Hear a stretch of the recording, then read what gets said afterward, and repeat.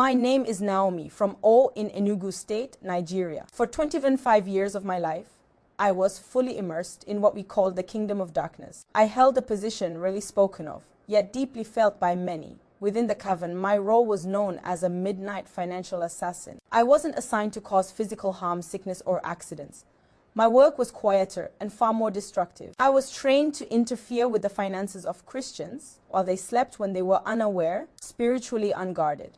This wasn't something I drifted into later in life or learned by chance. I was intentionally initiated at the age of 7. My grandmother was my trainer. She taught me how to watch people closely, study patterns, recognize financial entry points, and strike during the night when resistance was weakest. By my teenage years, I had learned a truth most people never think about. Sleep isn't only rest, it's exposure. And in the spiritual realm, midnight isn't just a moment on the clock, it's an access point. From around 11:45 at night until roughly 12:30 in the morning, the separation between the physical world and the spiritual world becomes thin. Access intensifies, authority shifts. What might take weeks to unfold during the day could begin manifesting within hours when released at midnight. That's why our most aggressive operations were always set for that period. We knew most Christians would be asleep. Their pastors would be resting. Prayer partners unavailable. Churches closed. Phones silent. Lights off. Spiritually, they stood alone. To us, they appeared like sheep dispersed without protection, exposed in the darkness. Each night before midnight, our covenant would assemble sometimes physically, sometimes in the spirit, but the objective never changed. Assignments were reviewed. Targets were identified. We analyzed who was gaining financial momentum, who had launched businesses, who was nearing breakthrough, and who lacked spiritual covering. Detailed records were kept. We knew which families never prayed at night, which entrepreneurs depended solely on effort, and which believers trusted God but did not guard their sleep. When midnight arrived, we moved. Financial curses were released with precision. We targeted bank accounts, contracts, supply chains, customer flow, promotions, and opportunities. The effects were often immediate. A businessman attacked at midnight might receive bad news about a deal by the next morning. A woman whose finances were cursed might discover unexplained charges or sudden emergencies before noon. Families would suddenly be hit with unexpected expenses by evening. What made midnight so dangerous was speed. Something released during the day might take weeks to show effect, but at midnight, it could begin unfolding within hours. Most Christians had no awareness this was taking place. They went to bed watching television, scrolling on their phones, talking about plans for the next day, and then they slept. Once their eyes closed, access was granted. We kept records of individuals targeted only during the night. We knew exactly who had no spiritual defense after dark, but not everyone was the same. Some believers were different, and that difference unsettled us. There were households we couldn't reach, businesses that resisted every operation we attempted, accounts we couldn't touch, opportunities we couldn't block, futures we could divert. Within the coven, we referred to these cases as midnight walls. Midnight walls were spiritual barriers that activated automatically when midnight came. They weren't random. They weren't accidental. They were built intentionally by people who prayed specific psalms before sleeping. These walls did not just protect the individual. They expanded outward to cover everything connected to them. Their finances, their businesses, their properties, their bank accounts, and even their future opportunities were shielded. We studied these cases carefully because we needed to understand why our power failed. What we discovered unsettled us. These walls were not passive. They were aggressive. When we approached them, we were repelled. When we sent curses through them, those curses returned to us with force. Some members of our coven were injured spiritually when rebounding curses struck them instead. The first time I encountered one of these walls personally, it changed everything I thought I knew. I had been assigned to destroy the business of a man who ran a successful pharmacy. A competitor had paid our coven well to collapse his finances. At midnight, I approached his house in the spirit realm, confident as always, but what I saw stopped me. Words were hanging in the air around his property. Actual words forming a perimeter like a fence made of fire. These were not symbols or abstract shapes. They were verses from the Bible, specifically from the book of Psalms. When I tried to cross that boundary, the words spoke themselves out loud, and I was thrown backwards with force so strong it felt violent. I withdrew immediately and reported back to my grandmother. She wasn't shocked. She listened quietly, then said something I've never forgotten. She told me, there are 5 psalms that establish lasting midnight defenses when spoken in faith. If a Christian knows them and prays them before sleep, we can do nothing to their finances. Our curses won't take effect. Our assignments will fail. Our effort will be wasted.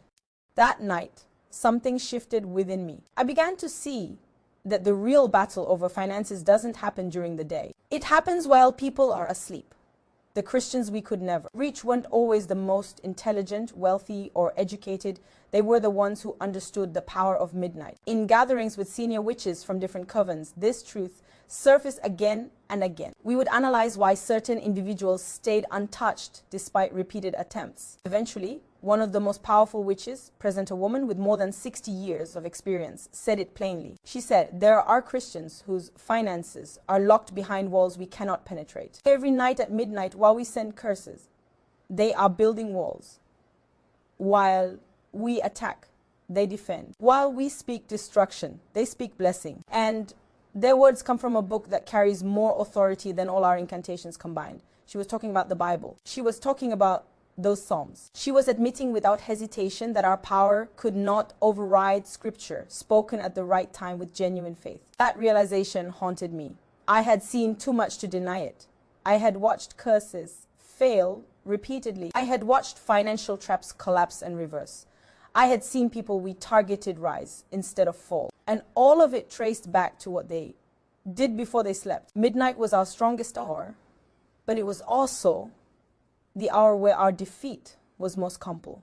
It when we encountered those who knew how to stand guard over their sleep. After I learned about the existence of midnight walls, my assignment within the coven shifted. No longer was I sent only to destroy finances.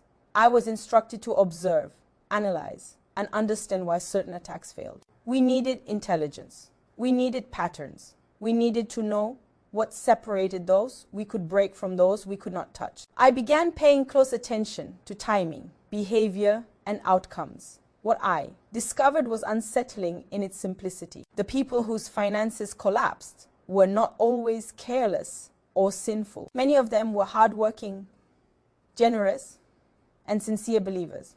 What they lacked was nighttime awareness. They treated sleep as neutral territory, unaware that it was actually contested ground. From our perspective, the midnight window was sacred to darkness. Between late night and early morning, spiritual authority shifted.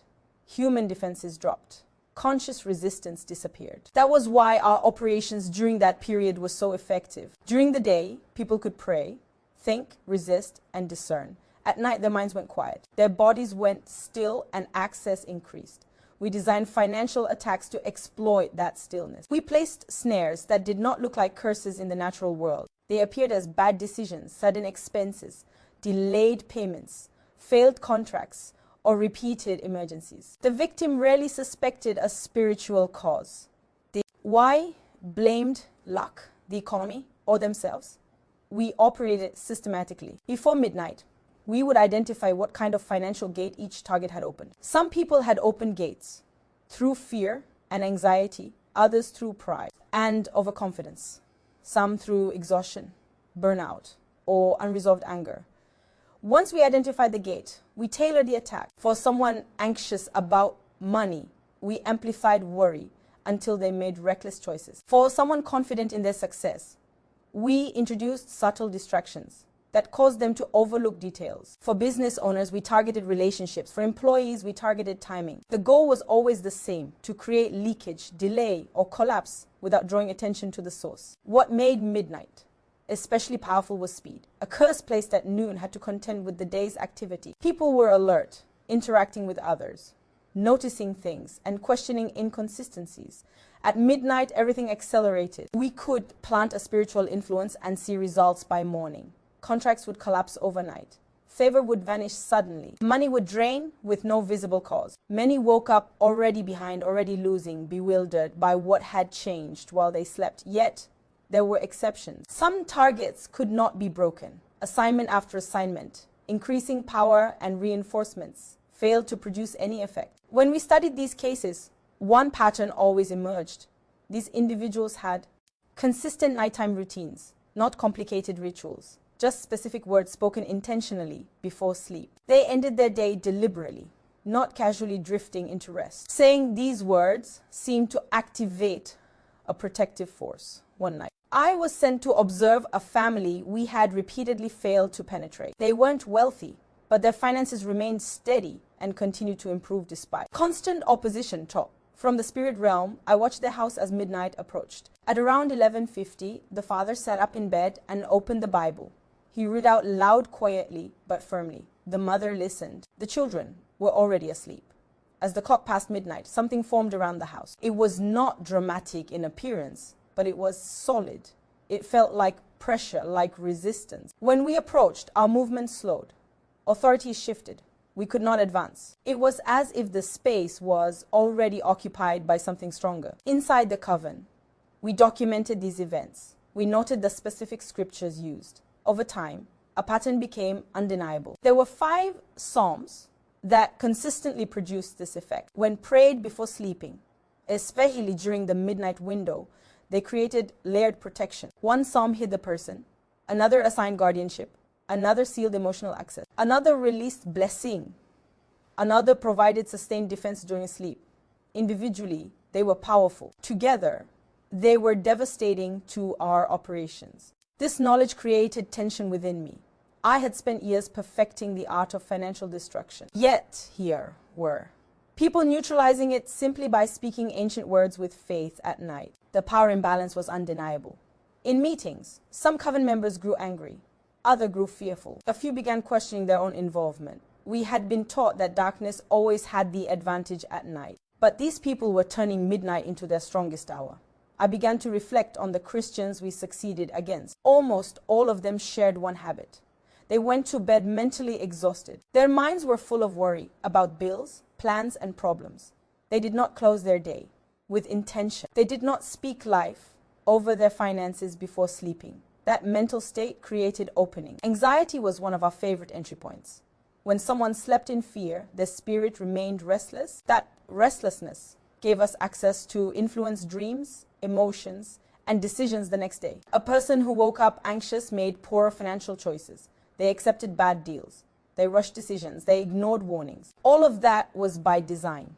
In contrast, the people protected by midnight prayer slept differently. Their minds were settled. Their spirits were calm. Even if their circumstances were not perfect, their internal state was guarded. That calmness blocked us. We could not amplify fear where peace was already established. We could not create confusion. Clarity was declared. We could not steal what was consciously entrusted to divine protection. One particular assignment stays with me. We were sent to drain the finances of a woman who had saved for years. The plan was simple. Introduce small emergencies that would slowly bleed her account. The first few attempts failed. Each time we tried to create a leak, something blocked it. Eventually, we observed her routine. Every night before sleeping, she spoke words committing her savings into God's care. She named her account. She named her future plans. In the spirit realm, this created checkpoints. Each potential exit point was guarded. There was nowhere for the money to leak. As I witnessed these patterns repeatedly, the reality became impossible to ignore. Midnight was not inherently owned by darkness. It was claimed by whoever showed up with authority. For years, we had shown up because we believed no one else would. But these people were present, they were awake, they were intentional. And because of that, our advantage disappeared. I began to understand that the real danger to darkness was not loud public prayer or daytime declarations. It was quiet consistency at night. It was someone choosing to guard their sleep. It was someone refusing to leave their most vulnerable hours unprotected. That understanding slowly dismantled my confidence in everything I had been trained to do. The more I saw, the more I realized that our successes depended almost entirely on ignorance, delay. When people did nothing, we prevailed. When they acted, we failed. That realization marked the beginning of the end for my work as a midnight financial assassin. I had seen too much evidence. I knew where true authority rested, and I knew that as long as people remained unaware, they would suffer unnecessarily. But the moment awareness met action, the balance shifted completely. As my awareness deepened, my role inside the coven became increasingly dangerous. Knowledge itself is risky in the kingdom of darkness, especially when it begins to change the way you see power. I was no longer just executing assignments. I was noticing weaknesses in our system. I saw how dependent our operations were on secrecy, and ignorance. The moment a target understood what was happening and responded intentionally, our influence collapsed. That truth disturbed me because it meant our dominance was fragile. We were not invincible. We were opportunistic. Around this time, the covenant intensified its focus on Christians who were beginning to wake up spiritually. These were not pastors or public figures. They were ordinary people who had learned to pray at night. We labeled them as disruptors. Our instructions were clear. Increase pressure, escalate attacks, use multip. The entry points at once. The goal was to overwhelm them so that fear would replace discipline. Fear was always the objective. Fear opened doors faster than sin. Fear made people abandon routines. Fear caused inconsistency. If we could scare someone enough, they would stop praying at midnight, and once they stopped, access returned. One night, I participated in an escalation against a man whose business had survived 3 previous attacks. We coordinated a compound operation. Financial pressure, relational tension, and physical exhaustion were released simultaneously. The idea was to drain him emotionally so he would collapse. Spiritually, as midnight approached, we positioned ourselves confidently, certain that this time he would break. But instead of panic, something unexpected happened. His prayers intensified. He did not pray longer. He prayed sharper. His words carried precision. Each sentence felt deliberate, as if he knew exactly what was coming and had prepared in advance. From the spirit realm, it felt like walking into a fortified zone. The atmosphere was heavy, not with fear, but with authority. When we attempted to release confusion, clarity resisted us. When we attempted to release loss, preservation stood in our way. It was not passive resistance, it was active opposition. One of the spirits with us recoiled and withdrew immediately. Another was struck and weakened.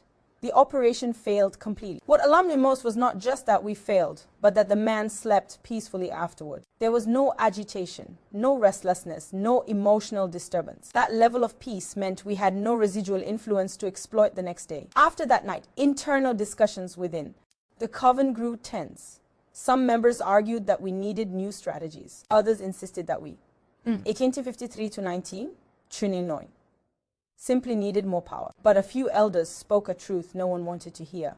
They said our problem was not strength, it was authority. Darkness can exert force, but it cannot override delegated authority when it is actively exercised. Midnight prayers activated delegated authority. That was the difference. We were pushing against something we were not permitted to cross. This led to a disturbing discovery. Many of the financial collapses we took credit for were not solely our doing. They were the result of unguarded minds. We amplified what already existed. We nudged people toward decisions they were already inclined to make. We accelerated outcomes they were already moving toward unconsciously. Our power thrived where discipline was absent. Where discipline existed, our influence shrank. I began observing dreams closely. Dreams were one of our primary tools. At night, we could influence imagery, emotions, and impressions. A fearful dream could alter a person's confidence for days. A dream of loss could plant anxiety that manifested in bad choices. But again, there were people whose dreams we could not touch. Their sleep was sealed. Their dreams were either neutral or instructive, never chaotic. When we tried to interfere, we were blocked. Sometimes the dream environment itself expelled us. That should not have been possible. Yet, it happened repeatedly. In one case, I watched as a man dreamed of doors opening instead of closing. Despite our attempts to introduce failure imagery, each time we introduced an obstacle, it dissolved. The dream corrected itself. That was when I understood something critical. Midnight prayers were not only protecting finances, they were programming the subconscious. The mind was being aligned before sleep. That alignment left no room for us to inject fear or confusion. As these realizations accumulated, my confidence eroded. I began questioning why we were taught to fear daylight prayers, but mock nighttime discipline among believers. The truth was obvious now. Nighttime discipline was the real threat. During the day, people were distracted. At night, words went deeper. They bypassed surface resistance and embedded themselves where decisions were formed. That was where financial outcomes were truly shaped. I noticed something else that disturbed me. People who practiced consistent midnight prayers aged differently in the spirit realm. They carried less wear. Their energy was stable. Even when facing challenges, they did not fragment internally. Fragmentation was something we relied on. A divided mind was easy to influence. A settled mind was not. These people were settled. The coven responded by increasing surveillance. We monitored prayer habits. We tracked consistency. We waited for lapses. And when a lapse occurred, we struck immediately. That confirmed our theory. Protection was not accidental. It was maintained. When someone skipped their routine, even one small cracks appeared, not enough for total collapse, but enough for minor leaks. That was our window. But when the routine resumed, the crack sealed. This taught me something terrifying. Darkness did not win through superiority. It won through persistence and patience, waiting for people to grow tired. The goal was not to overpower faith, but to exhaust it. If we could make prayer feel unnecessary or burdensome, we could regain access. That was why discouragement was such a powerful weapon. Not blatant temptation, but subtle weariness. At this stage, I was no longer fully aligned with my role. I was executing tasks while internally questioning everything.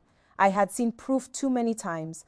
I knew that the people we could not touch were not special by birth or status. They were disciplined. They were intentional. They showed up at midnight consistently. And because of that, their finances remained intact. The final turning point for me came when I realized something personal. All my years of operating at midnight, all my rituals, all my sacrifices, and yet my own life was unstable. Financially, emotionally, internally, there was no peace. I was enforcing destruction while living in quiet emptiness.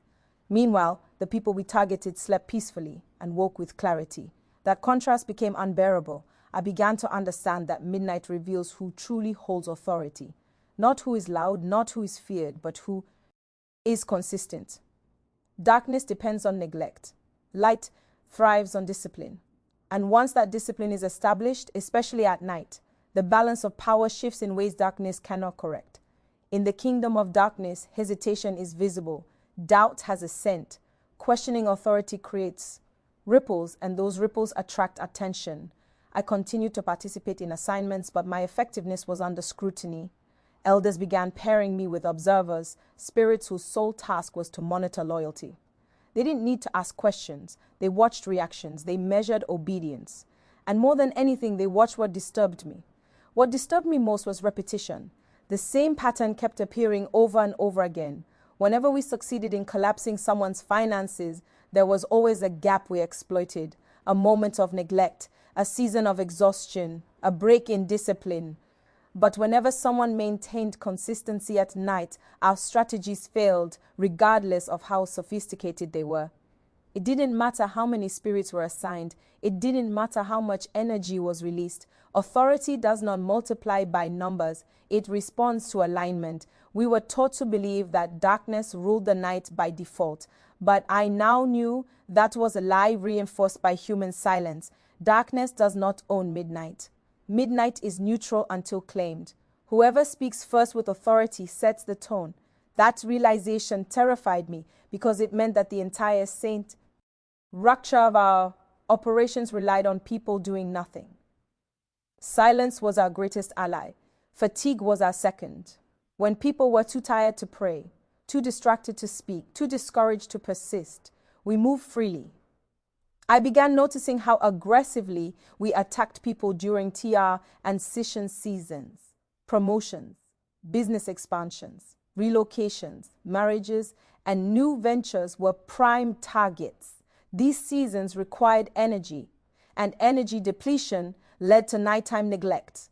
A person might pray consistently for months, then skip a few nights during a stressful period. Those few nights were enough, not always for total collapse, but enough to introduce instability. Once instability entered, momentum slowed. Once momentum slowed, discouragement followed. That was the cycle inside the coven. This strategy was openly discussed. Wear them down, don't rush destruction, let time do the work. Financial ruin rarely happened overnight unless arrogance or fear created massive openings. Most of the time it was gradual erosion, missed opportunities, slight delays, repeated minor losses. Over time, people internalized failure as normal. They adjusted expectations downward. They stopped dreaming boldly. From our perspective, a person who stopped expecting breakthrough was already defeated. Yet again, there were those who resisted this erosion. They adjusted, but they did not lower their posture. They faced pressure, but they did not abandon routine. Even when exhausted, they spoke before sleeping. Sometimes the prayer was short. Sometimes it was whispered. Sometimes it was imperfect, but it was consistent. That consistency infuriated us because it meant we had no long-term leverage. One night during a high-level gathering, a senior figure addressed a room full of experienced operatives. He said something that shocked even the most hard among us.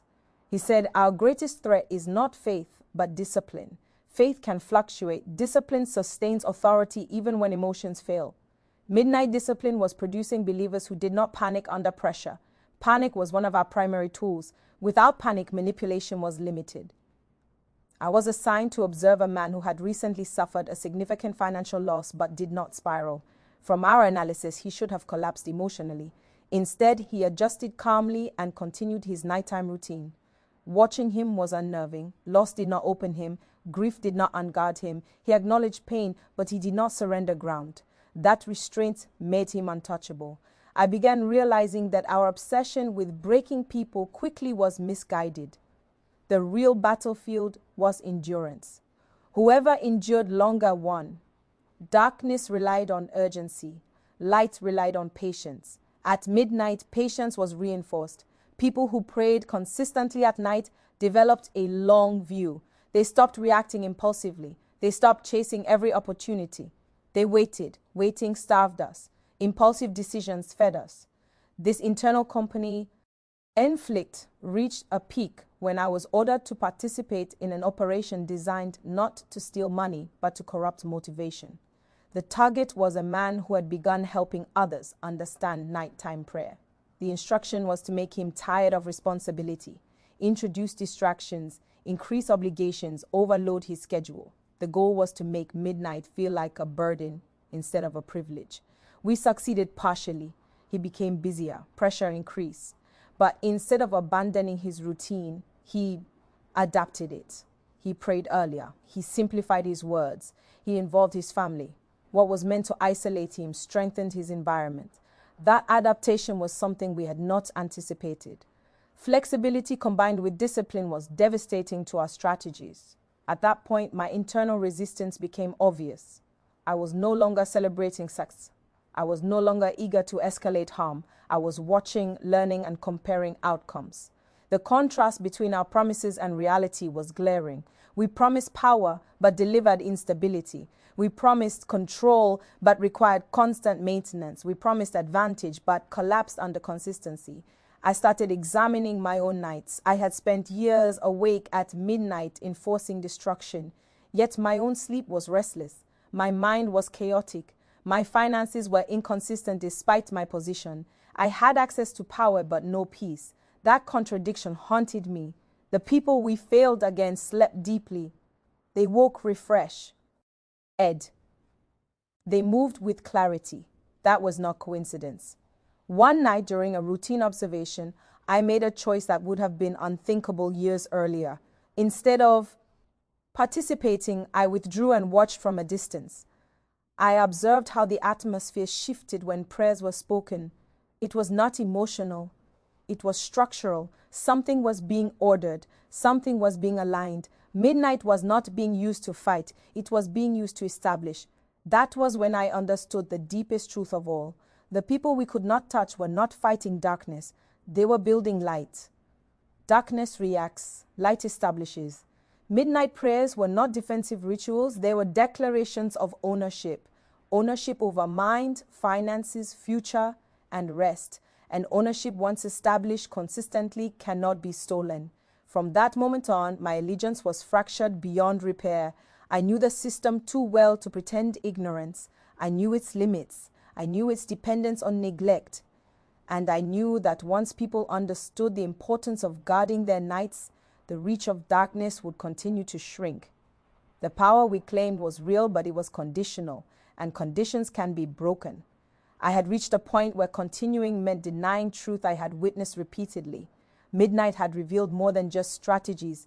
It had revealed authority, and it was no longer on the side I served.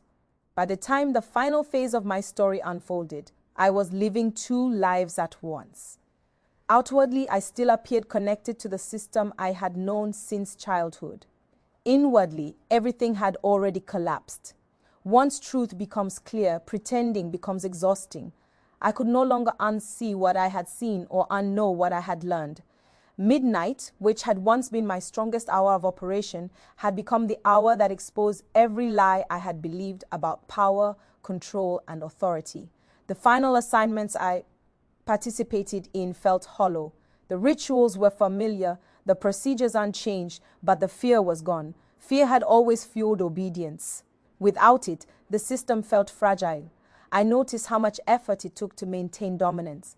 Constant monitoring, constant enforcement, constant punishment for hesitation. A power that must be constantly defended is not true authority. That realization settled deeply in me. What finally broke everything was not an external event, but an internal comparison I could no longer ignore. I compared outcomes. On one side were people who guarded their nights, who spoke life before sleep, who entrusted their finances and futures intentionally.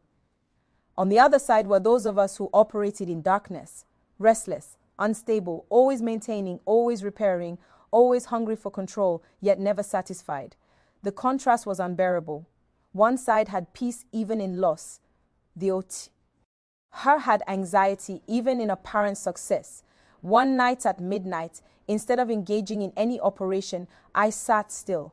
No rituals, no commands, no assignments, just silence. For the first time in decades, I was not enforcing destruction during the most active spiritual hour. And in that stillness, something unexpected occurred. The chaos I had carried for years began to settle. There was no explosion, no dramatic vision, just clarity. A clarity heavier than fear because it required action. I realized then that my life had been running on borrowed time. Everything we did relied on people remaining unaware, undisciplined, and silent. But awareness was rising, discipline was taking hold, and silence was being replaced by deliberate words spoken at night. The system I had served could not survive that shift. It could delay, distract, and discourage, but it could not overcome authority consistently exercised. Walking away wasn't instant or simple. Darkness resists release. There were nights filled with pressure, confusion, and fear designed to pull me back. Yet something had changed. The same midnight hour that had once fueled destruction now fortified resolve. I had seen too much proof to return. I knew that the authority behind those psalms was not theoretical, it was active. It worked whether anyone acknowledged it or not. I began rebuilding from nothing. No shortcuts, no hidden advantages, just honesty. And what shocked me most was how quickly stability began to form. Not wealth, age overnight.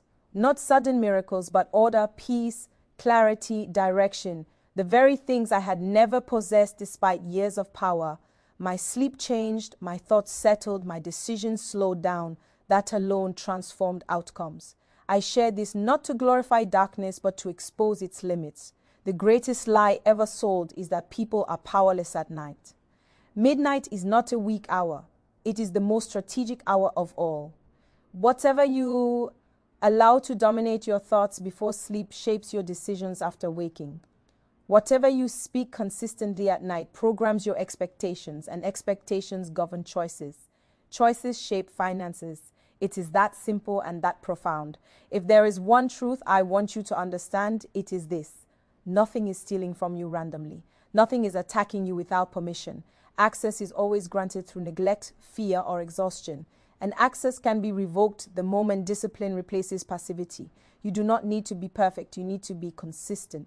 You do not need long prayers. You need to be intentional. You don't have to battle darkness. You establish light. Protect your nights. End each day with purpose. Speak life over your mind, your work, your finances, and your future before you sleep. Don't leave the most exposed hours of your life unguarded. Midnight will either work in your favor or against you. It is never neutral. If this message has made you aware, don't dismiss it. Put it into practice. Consistency will accomplish what fear never can. And once authority is established at midnight, you'll realize something darkness never wants you to see. You are never powerless.